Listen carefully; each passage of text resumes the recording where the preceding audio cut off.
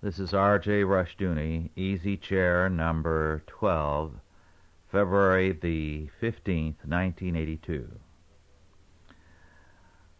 I want to thank those of you who have written to me and made suggestions about subjects to cover. One of you sent in a clipping about bankruptcies in the United States, and I'd like to comment very briefly on that. The article states, and I quote, "The vast number of personal bankruptcy cases filed these days is a national disgrace. In the first 9 months of 1981, there were 339,395 personal bankruptcy actions filed nationwide. It's getting so filing for bankruptcy is about as common as filing for divorce and carries about the same stigma. Much of the increase can be attributed to double-digit inflation, credit card abuse, unemployment, and other problems brought on by recession. But primary blame can be laid to the Bankruptcy Reform Act of 1978, which makes it comparatively easy for individuals to escape responsibility for their debts." Unquote. Now, there's no question that both personal and corporate bankruptcies are increasing at a phenomenal rate. There have been several excellent articles lately, including this one, about these bankruptcies, but all these articles overlook one critical fact, partly because the press by and large comments on the obvious. When a man files for bankruptcy, he not only represents a personal failure, but he takes others in his wake. For example, supposing a man has a legitimate debt which he recently contracted with someone for about $100,000, and I'm thinking of an actual case. He files for bankruptcy. Now, the person to whom that money is owed is very often a person who very much needs that money. And suddenly, the monthly payments are no longer forthcoming. Because the bankruptcy courts are so clogged, it seems to take forever, almost a lifetime, before that problem is unraveled. As a result, what happens in the wake of a bankruptcy is often far more revealing as to the consequences for the economy than the personal bankruptcy or the corporate bankruptcy. Because the bankruptcy, in this case, according to the article, in the first 9 months of 1981, 339,395 personal bankruptcies. Those personal bankruptcies must have affected 2 or 3 million people, easily. People to whom money was owed. In some instances, those debts were contracted not too long before bankruptcy was filed. Now, that's a consequence of bankruptcy that we do not hear about in the press, and it's perhaps the most important consequence. Now to an entirely different matter. Years ago, when I was much younger, I dutifully read, and I still have the book on my shelf, Einstein's original book on the theory of relativity. Don't ask me what he said, because the book was pretty well over my head. However, I recently, in fact this noon, when I was doing some browsing after lunch, encountered a definition of relativity given by Einstein himself. And here it's all clear. So don't ever complain that you have any trouble understanding relativity, because we have it here from Einstein himself, and I quote, "When a man sits for an hour with a pretty girl on his knee, it seems like a minute. But let him sit on a hot stove for a minute, and it's longer than an hour. That's relativity." Unquote. Well, that now makes you a scientific savant, because you understand Einstein's explanation. I'd like to, while I'm with Einstein, give you his account of how things are sometimes misunderstood by definition. He said, and I quote, "I was once walking in the country on a hot day with a blind friend, and remarked that I would like a cold drink of milk. 'I understand drink,' said my friend, 'but what is milk?' 'A white liquid,' I replied. 'I know liquid, but what is white?' 'The same color as a swan's feathers.' 'I know feathers, but what is a swan?' 'A bird with a crooked neck.' 'I know neck, but what is crooked?' I lost my patience. I seized his arm and straightened it. Then I bent it at the elbow and said, 'That is crooked.' 'Ah,' said my blind companion, 'now I know what you mean by milk.'" Unquote.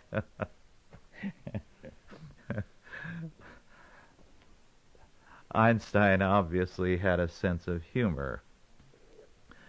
Before we go on, a little more on a light vein, from John Quincy Adams, one of our very interesting early presidents. And in his memoirs, he wrote on this note, in a kind of a diary, "Philadelphia, October 12, 1818.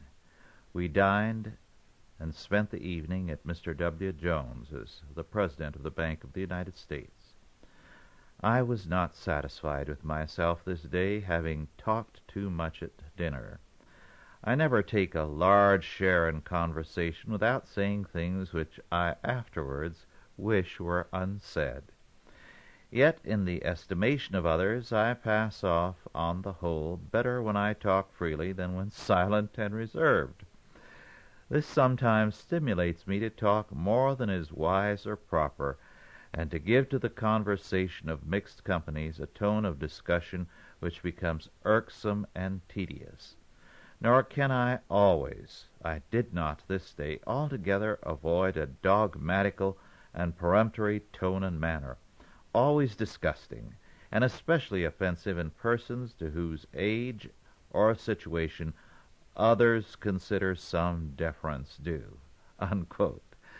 Well, there are a few of us, I trust, who have not felt like John Quincy Adams at one time or another.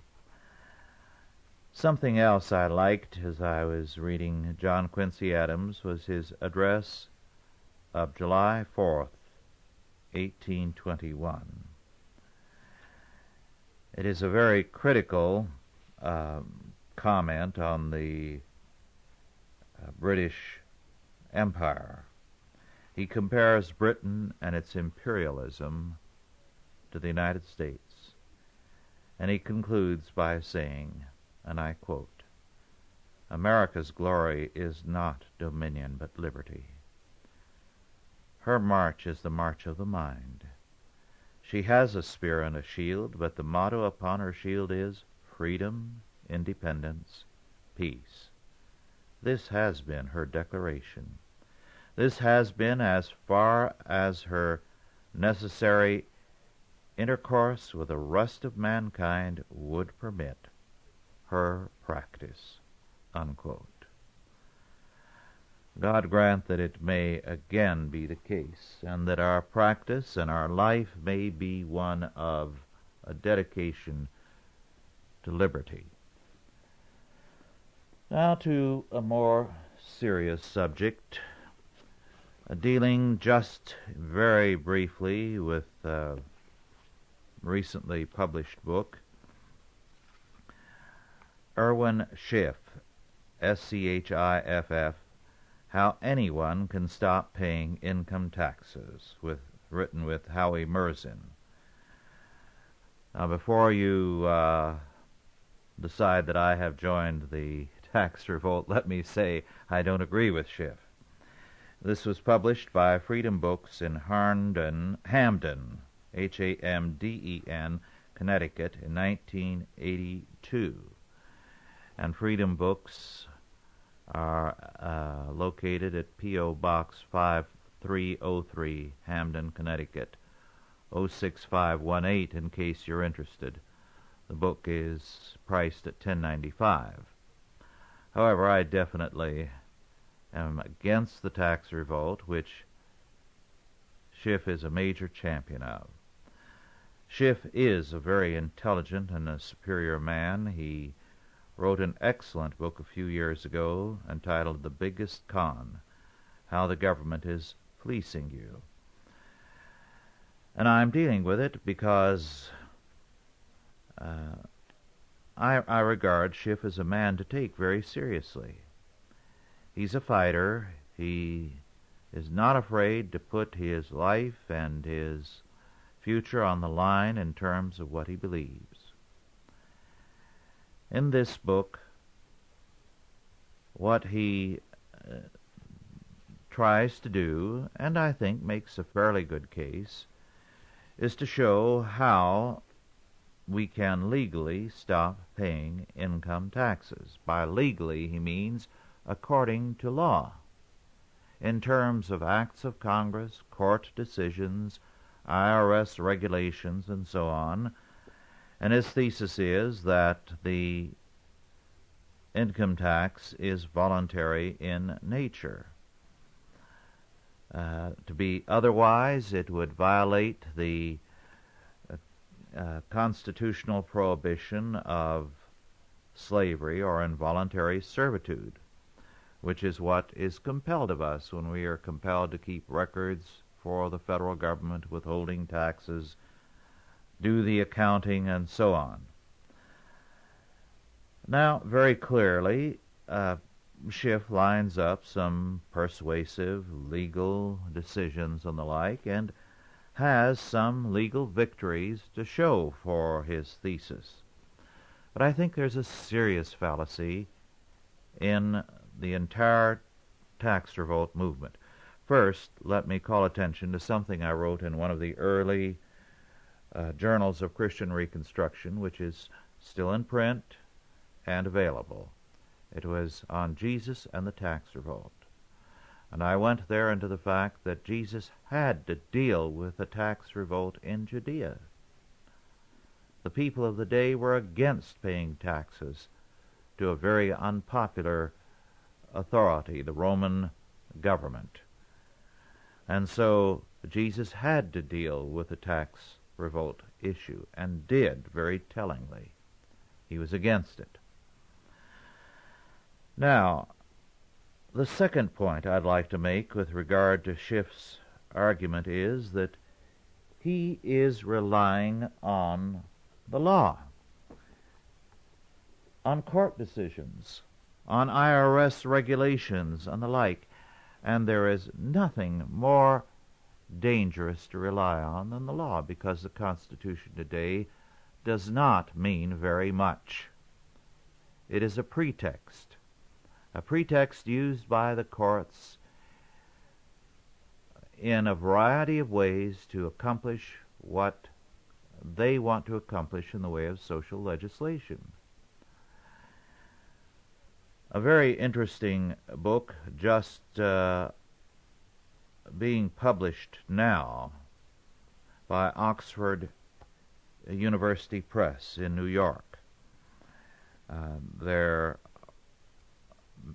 mail order address is 16-00 Pollitt, P as in Paul, O-L-L-I-T-T Drive, Fair Lawn, F-A-I-R-L-A-W-N, New Jersey, 07410. The book will not officially be published until April, and it will then be published for $15.95. But the book is very important. The title, by the way, is The Brandeis-Frankfurter Connection: The Secret Political Activities of Two Supreme Court Justices. The author is Bruce Allen Murphy, Assistant Professor of Political Science at Pennsylvania State University. Dr. Murphy, in 1976, discovered 300 never-before-published letters from Brandeis to Frankfurter. These letters were written when Frankfurter was still a professor of law at Harvard. And they reveal a very, very interesting kind of operation by the Supreme Court. To quote, "From the second 100 days of the New Deal on, nearly every major piece of legislation proposed by Roosevelt was conceived or influenced or sabotaged by Brandeis, lobbied for by Frankfurter, drafted by their allies, including the most important legal drafting team in American history, Thomas Corcoran and Ben Cohen," unquote. Now, many Supreme Court decisions were written by this means. Let me quote, "Inside information on Supreme Court activities provided by Brandeis served as the basis for much research conducted by Frankfurter's best Harvard students, which would then appear in the Harvard Law Review and be cited by Brandeis in his decisions, used to lobby his colleagues on the court and to instigate judicial reform in the legislature," unquote. Well, so much for the integrity of the law. The law was manufactured, a popular sentiment created, or supposedly legal data manufactured by the research factory at Harvard Law School. And this on orders secretly from Brandeis to Frankfurter, with Corcoran and others in on this entire business of manufacturing new laws with supposedly solid legal foundations. Now, given the nature of American law today, we can hardly depend on the law.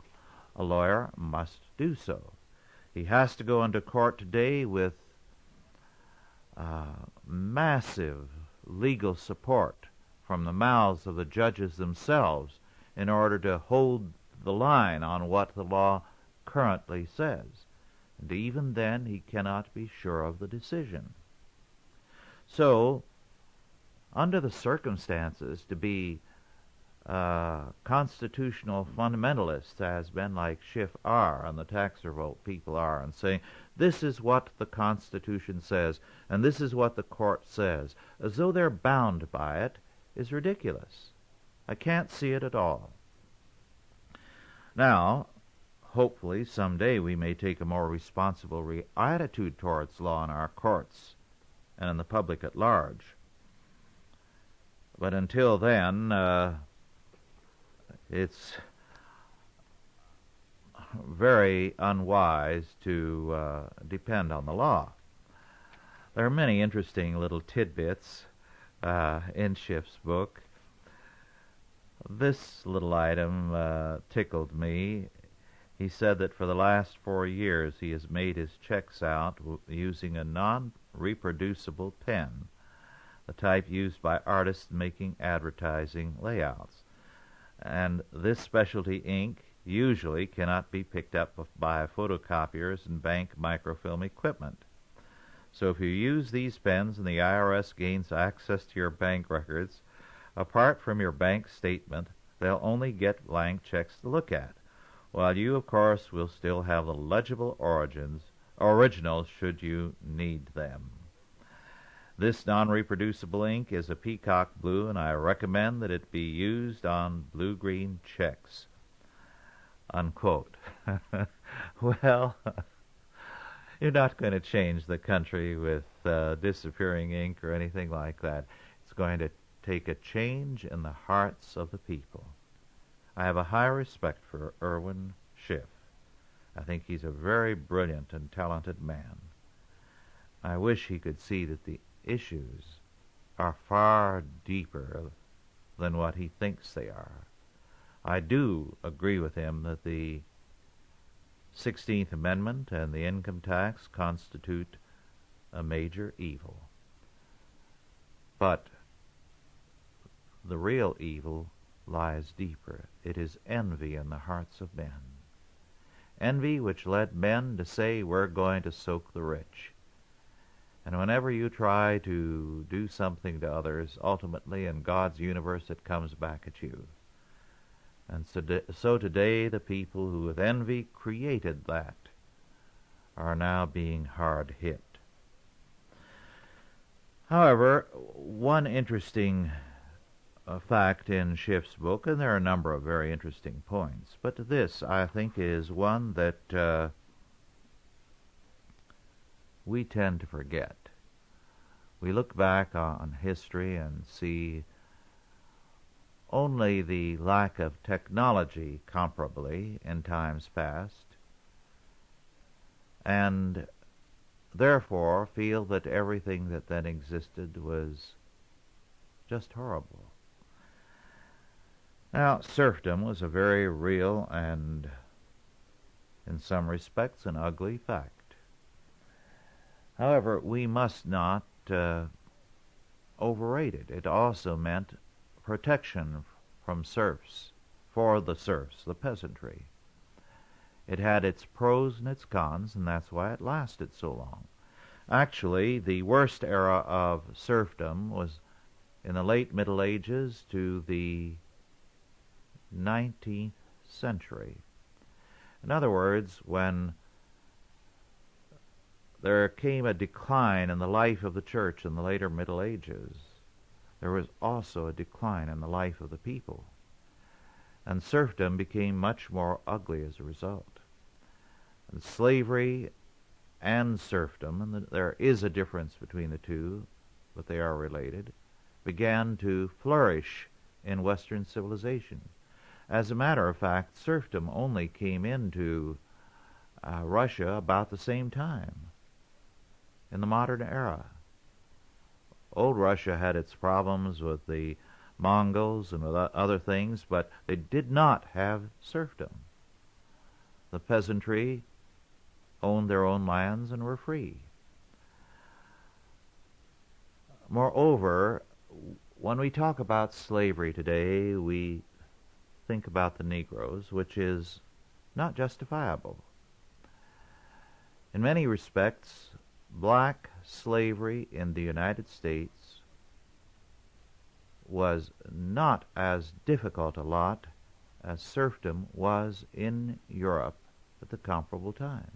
And by the way, slavery persisted in some parts of Europe almost to the same time. Into the early 1800s, there was still slavery in Tuscany. On top of that, the lot of many of the serfs in Europe was far, far more degrading and evil than that of the Negro slaves in this country. So,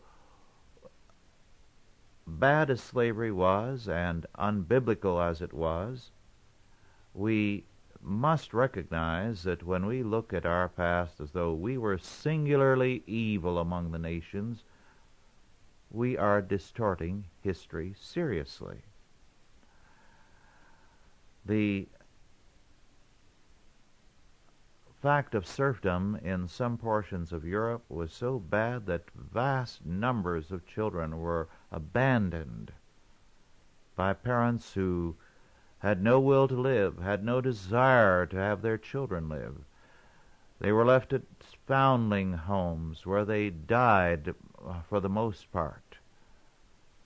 It was an era of a horrible hopelessness.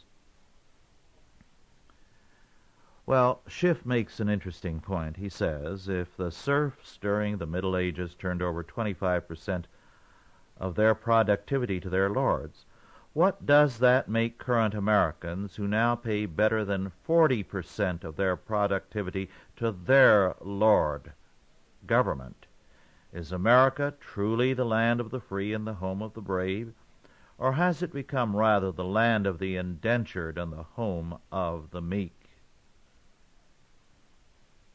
Taxation is one thing, but what we now have in America is the illegal confiscation of wealth in the guise of lawful taxation.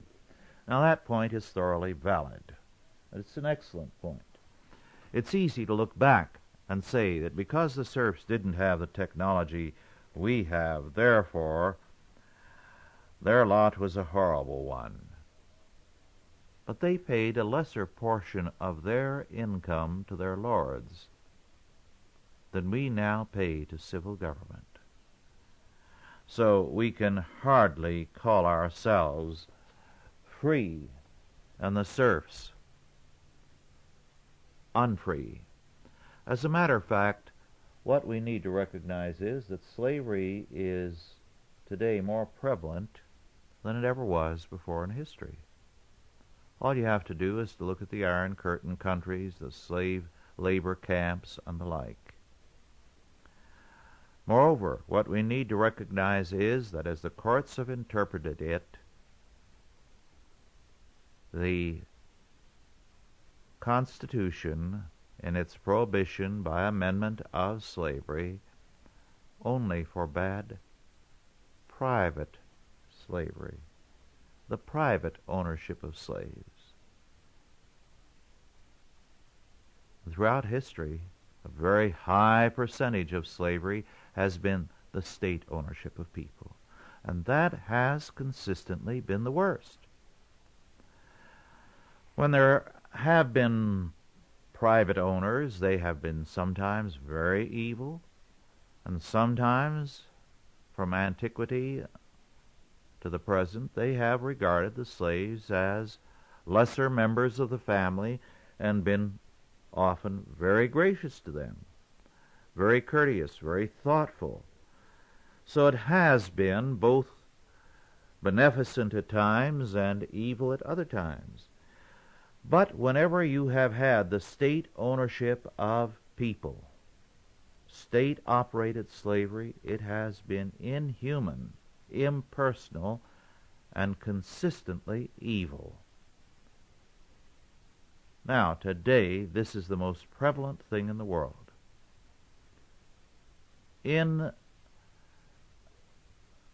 much of the world, living under Marxist tyranny, the people are slaves.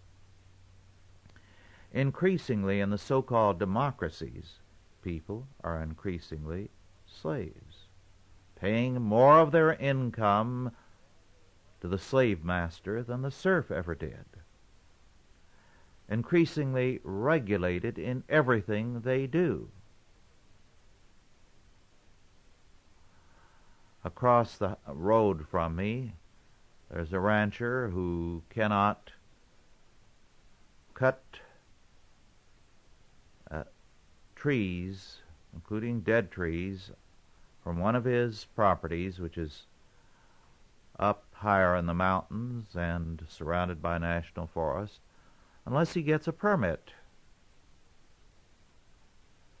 That's to cut trees on his own property, dead or dying trees.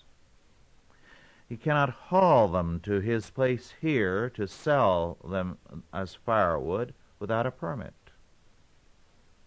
He has to show in his records every sale he makes, so that if I go there and buy a cord of wood, I have to give him the money and take a receipt. He has to make out a receipt. Now, this is a kind of regulation we have, and it isn't as bad as in some states. I know a friend in Virginia who found that he could not cut a branch from a tree that was dead, the branch, or cut down a dead tree without a permit from the county. Is that freedom? This is the kind of thing that is routinely commonplace. It is a form of slavery. So, in that respect, we have to say, yes, the income tax is evil. But the evil lies deeper than the tax protest movement realizes. Karl Marx favored the tax revolt. He was the great modern exponent of it. His reason for favoring it was because he wanted to disrupt society. He wanted to create a tremendous breakdown in civil government in order to pave the way for revolution. Now, that's all a tax movement can do. It can be disruptive and destructive. It takes a different view of life, an essentially religious perspective, to create a new social order. And it is this that is lacking in the tax revolt movement. Well, I got a little wound up on that subject, but it's one I feel rather strongly about. It is a sad fact that in our times so very, very many books have been written about slavery, especially since the civil rights movement began. I think I must have picked up a dozen or two of these books. They do contain a great many interesting pieces of information, but what they lack is basically an overall perspective on the subject. Moreover, an important fact that they overlook is this, that slavery, unhappily, and one or two of them, like Milton Meltzer, do recognize it, although what Meltzer does is simply to comment on this and drop it as not too nice an idea. It is this: slavery developed as civilization developed. Now, it was not necessarily so, we can very definitely say, because the Bible certainly lays down the foundations for something very different, and what the Bible regards as the necessary order is different. In the Old Testament, while the word slavery is used, it really means bond servant. No Hebrew could enslave another Hebrew. He could be a bond servant for a period of 6 years, but then he had to be released on the sabbatical year.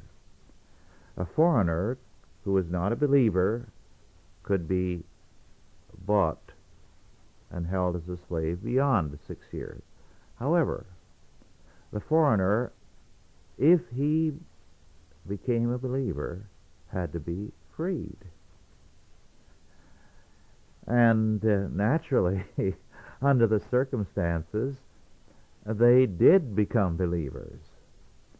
This fact continued through the Dark Ages and the Middle Ages. It accounts for a very, very large percentage of the people who are called Jews in the modern world, in Europe. Physiological studies, blood type studies, and all have shown that there isn't any distinction between English Jews and Englishmen, German Jews and Germans, French Jews and Frenchmen. They are physiologically the same. And the reason is that Um, when much of Europe was still peopled by barbarians, the Jewish settlers and merchants were far advanced culturally.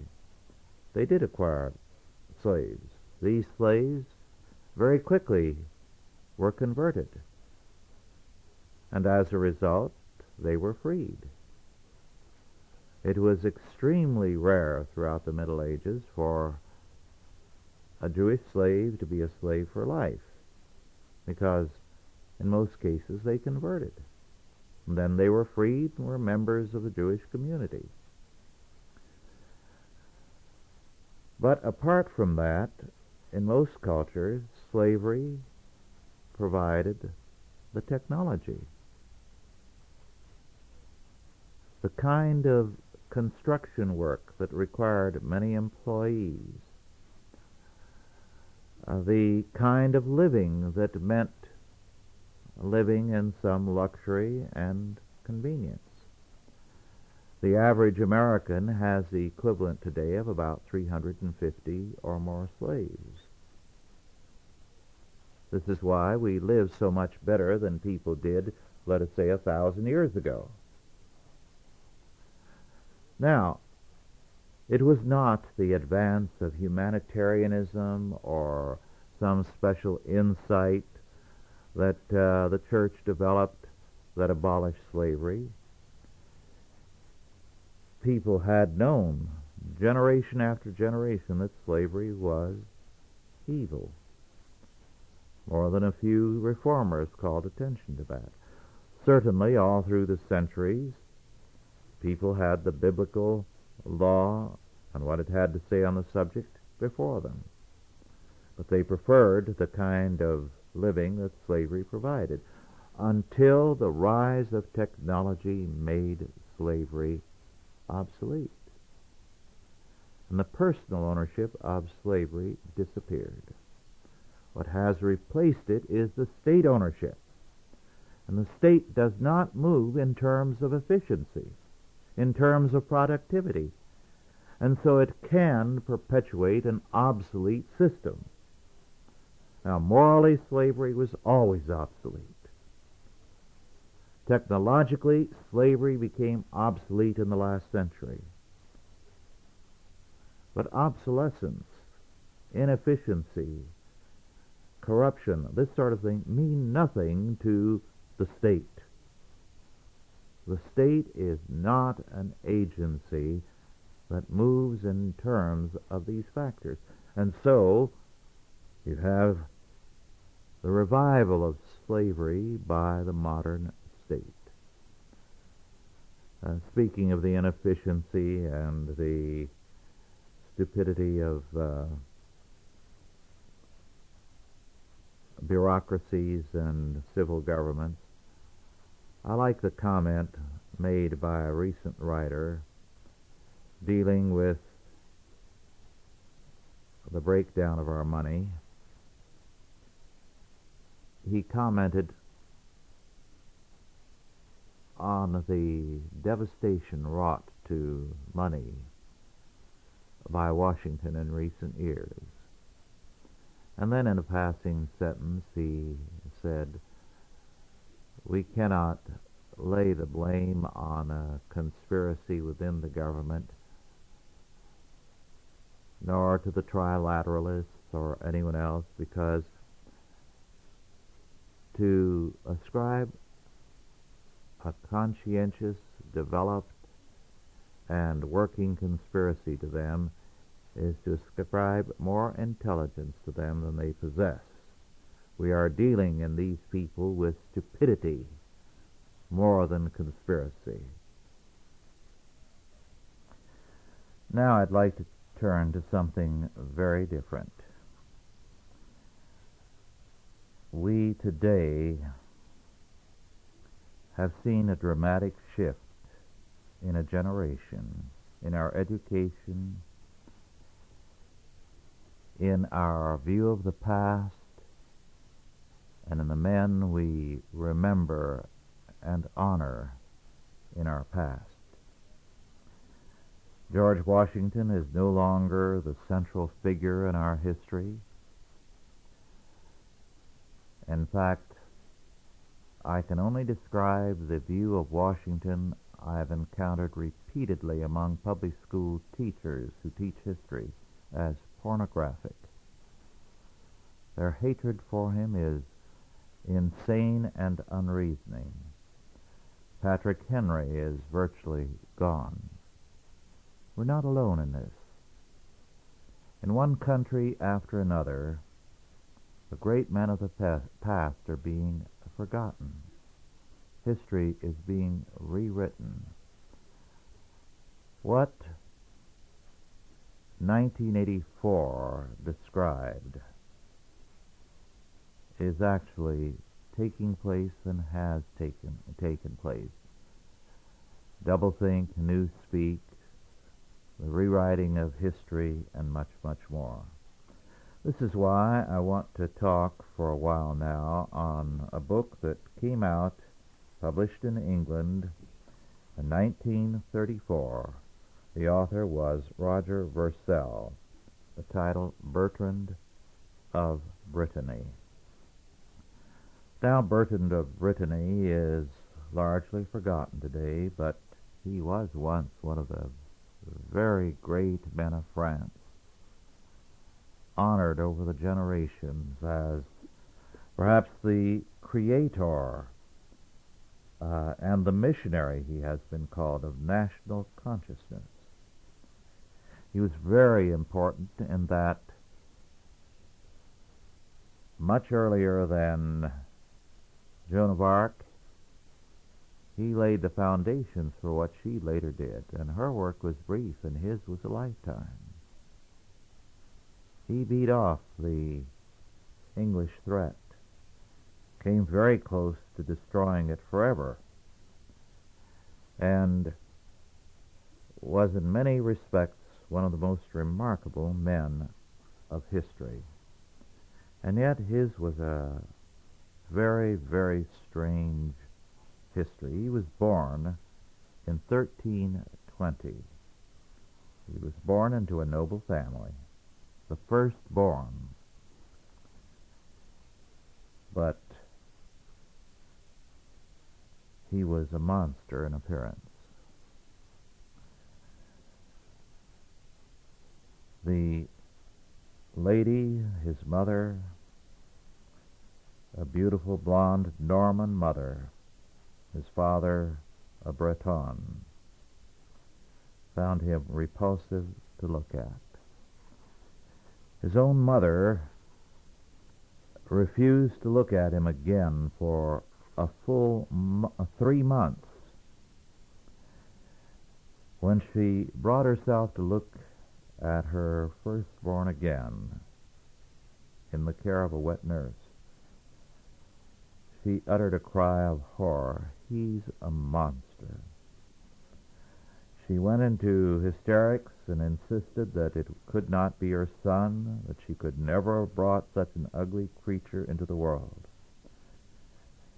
She tried to tell herself that the wet nurse had exchanged one of her own children for Bertrand. It's a miracle that he lived. He was despised by his parents as other children were born. He was pushed further into the background. He was not even allowed to eat at the same table with his father and mother, his brothers and sisters. They found him too repulsive to look at. He was allowed to sit in a dark corner, and the scraps that were left over from the plates of the rest of the family were brought to him at the end of the meal. They were hoping he would die.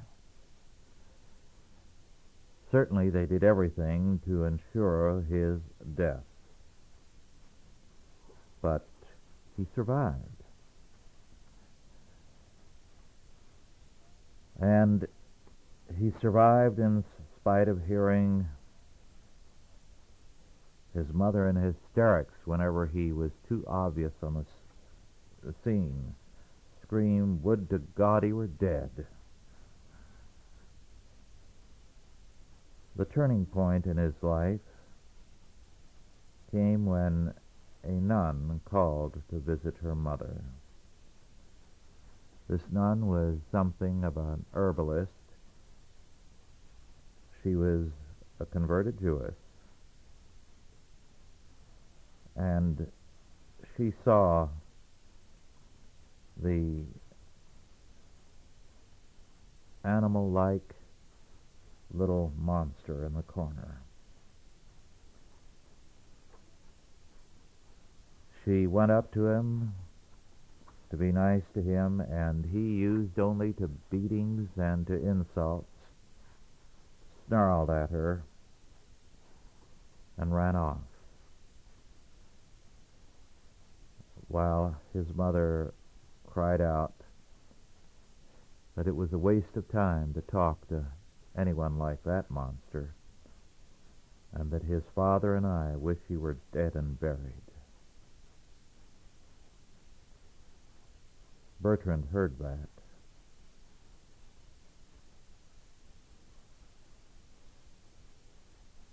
But the nun made a prophecy then and there, something she was not in the habit of doing,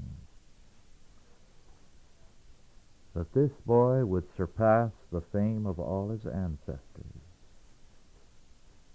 that France would heap honors upon him, that he would be talked of all over Europe and as far as Jerusalem. And she then concluded with intensity, "If all this does not come true, you may have me shamefully burned at the stake."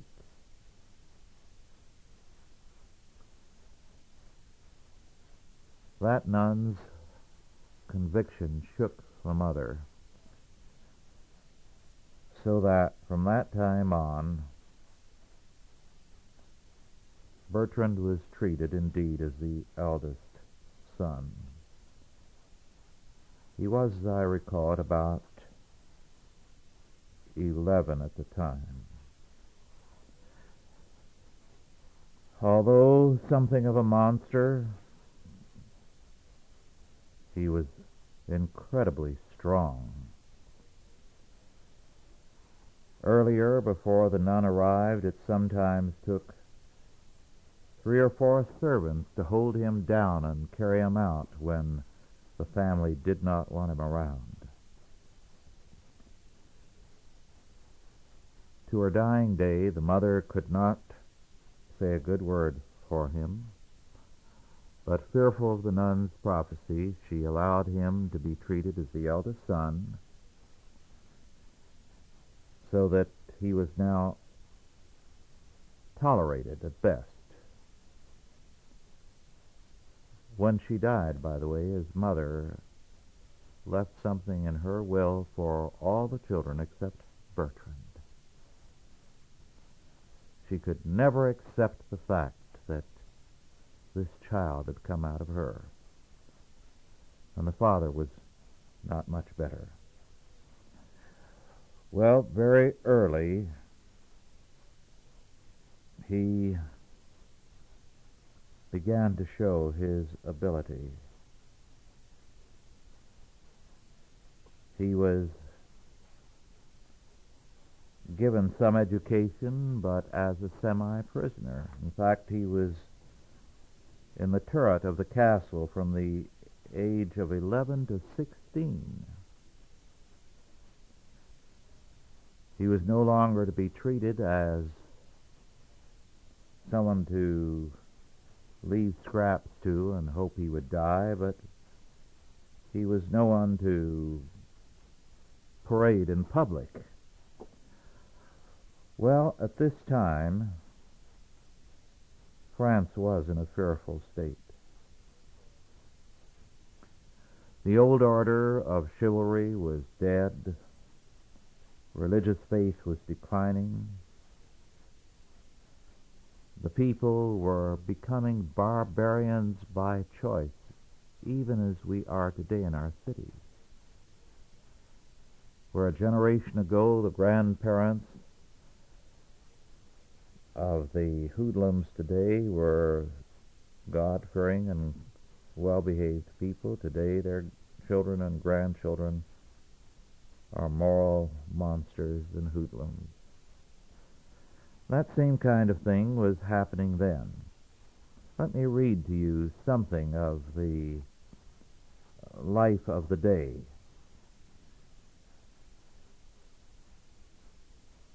This is the year 1361, and Vercel comments, the names and the details of this chapter belong to history, not to melodrama. We have very extensive documentation. In a fortified castle in Normandy, the whole area now is under periodic control by various forces. At one time the French, another time the English. There is not much difference between the two. They regard the common people as nothing,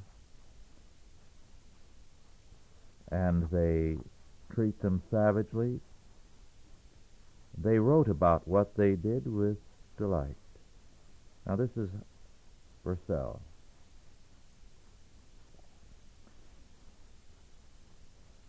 A monk, his face ravaged with sorrow, crosses the busy yard. On seeing him, an archer on duty stepped forward, bringing his weapon to attention. Last week they plundered a convent, rolled copes, tapestries, and chasubles into bundles, drank from the jeweled chalices, and carried off heavy reliquaries and monstrances of fine gold. They drove the monks into the forest with pikes, ripped open those who lagged, but kept this old one to sing Mass for them on Sunday, for the company is religious on occasion. Friend of God, enemy of the whole world, says the captain.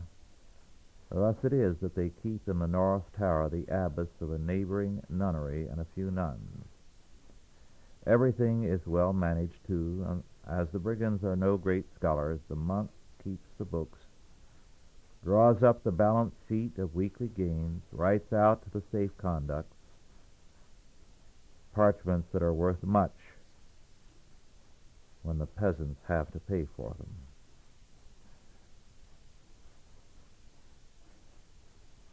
Then he describes a great deal more the hour for the daily rape of the nuns.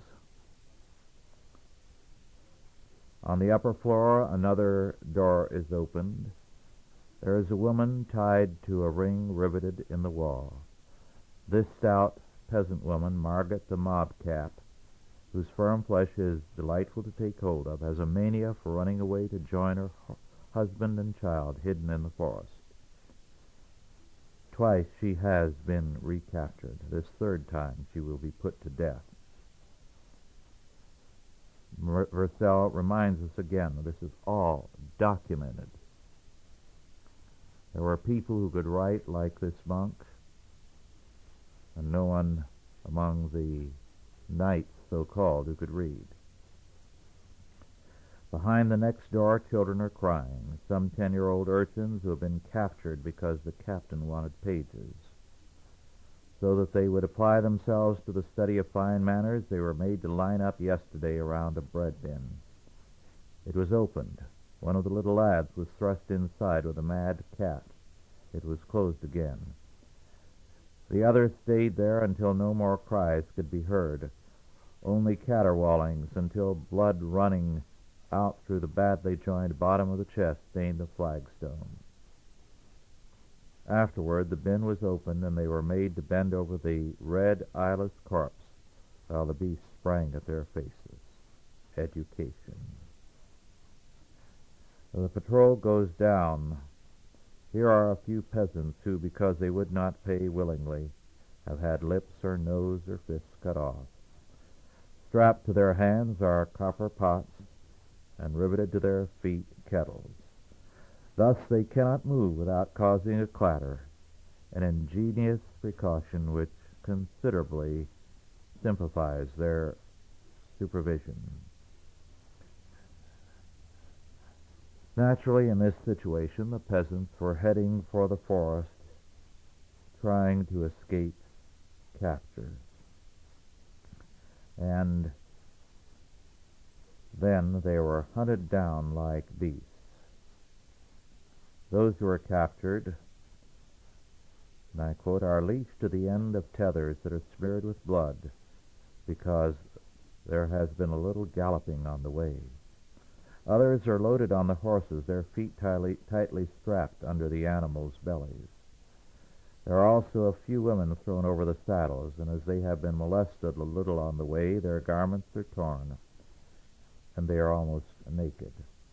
But now at the sound of the cavalcade there appears on the staircase of honor a lady whose high headdress, topped with lace, crowns the most skillful edifice of hair that could be admired at the court of Edward III in England. All pink with rouge, she trips up to the noble captain, whose expression, hardened by contempt, remains unchanged. She is the distinguished wife of the master. She has come from London. She loves the captain as the noble lady Isabel de Juliers, niece of the Queen of England, loved Eustache d'Aberchicourt for his fine exploits. The brigands have dismounted. The peasants, tied hand and foot, are lined up against the wall, and the game begins, a game of massacre. The good archers have seized stones and are throwing them with precision and force. The object is to break as many teeth as possible at one throw. They are counted by turning back the mangled lips. Thumbs are pinched too with small coals. The screams cannot rise above the laughter. Other peasants are thrown head down into the bottom of a sack which is hung on a peg. The jerk of the sack is very funny, and the lady laughs.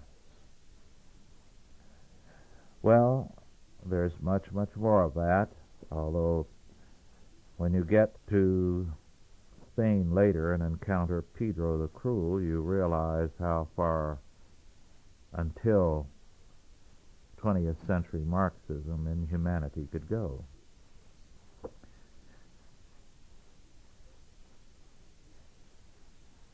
Bertrand took to the forest with a few young men. He organized the peasants. He created them into a fine army that beat back the English again and again. His men never molested any of the peasants or their womenfolk, and hence no one ever betrayed them. This was as a boy of 16 that he accomplished this. His fame grew so that he was made Marshal of France by the King of France. His one grief was that when he had a formal army, he could not control their depredations as he could his boys and peasants in the forest. They were moral and well-behaved as they fought, but not so the armies. Again and again he destroyed the English forces. His Spanish campaign was a remarkable success. One thing about Bertrand, he had a beautiful voice, so that as he spoke, his ugliness seemed to disappear. He married a very beautiful woman who saw his greatness, but he was sometimes home only a month or so in 3 years' time, because he was continually on the battlefield for France. He had no children. His wife died in his absence. He married again. He died childless. He was buried with the kings of France at Saint-Denis, where Charlemagne was originally buried. He was a deeply religious man. His dedication to France was so great that when France did not provide the funds for financing his armies, he stripped himself of his wealth, went to his wife and begged for and took her jewels and pawned them so that he might be able to furnish an army. He was a very great man. One of the great men of European history. But Bertrand of Brittany is now forgotten. We rewrite history. And what Bertrand represented, the sense of honor, the faith, and all are today no longer respected. Moreover, Bertrand is the antithesis of modern thinking because he should have been warped mentally as he was physically.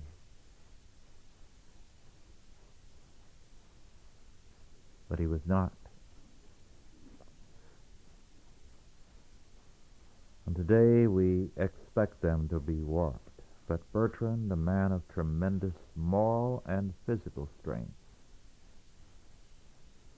a man of incredible gentleness in an age of barbarism and savagery, self-created barbarism because men were departing from the faith,